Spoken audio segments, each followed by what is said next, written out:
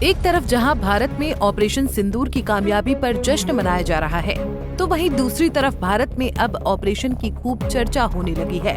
Operation सिंदूर को लेकर अब राजनीतिक दलों के बीच खूब चर्चा होने लगी है।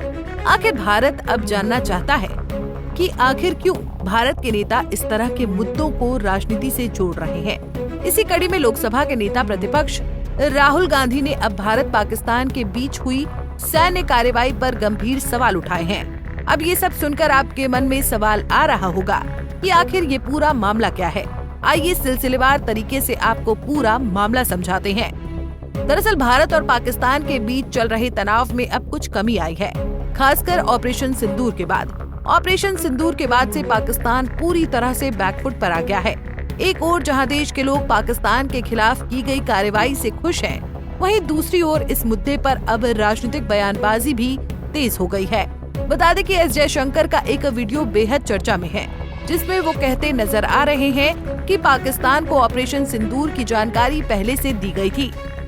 I think since the key goals were achieved, I think we reasonably took the position that because even at that start, at the start of the operation, we had sent a message to Pakistan saying we are striking at terrorist infrastructure.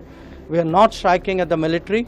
So the military has an option of standing out and not interfering in this process. They chose not to take that good advice. Now, once they got hit as badly as they did on the morning of May 10th, and all of you have seen the today the satellite pictures which actually bring out very graphically how much damage we did. By the way, the satellite pictures also bring out how little damage they did.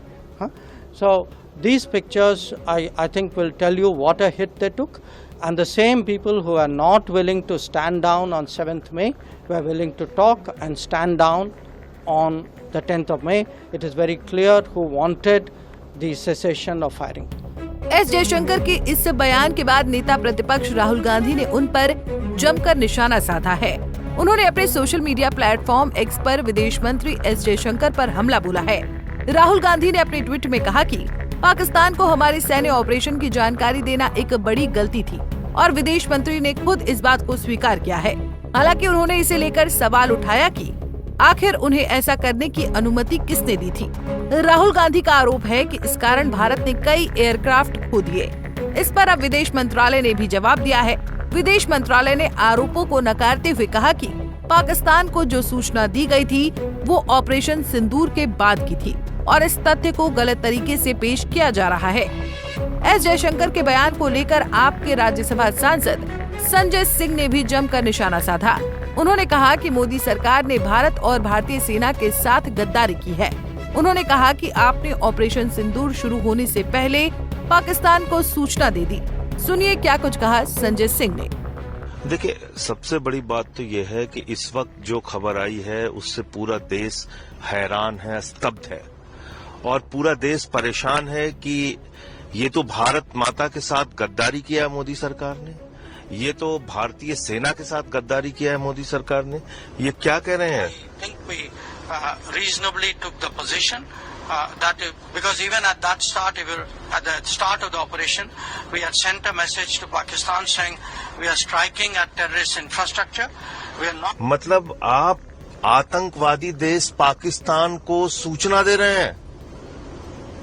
आपने अपना operation सिंदूर शुरू करने से पहले पाकिस्तान को सूचना दे दी कि हम आतंकवादी ठिकानों पे हमला करने जा रहे हैं। ये तो देश के साथ गद्दारी है, ये भारतीय सेना के साथ गद्दारी है, ये भारत माता के साथ गद्दारी है।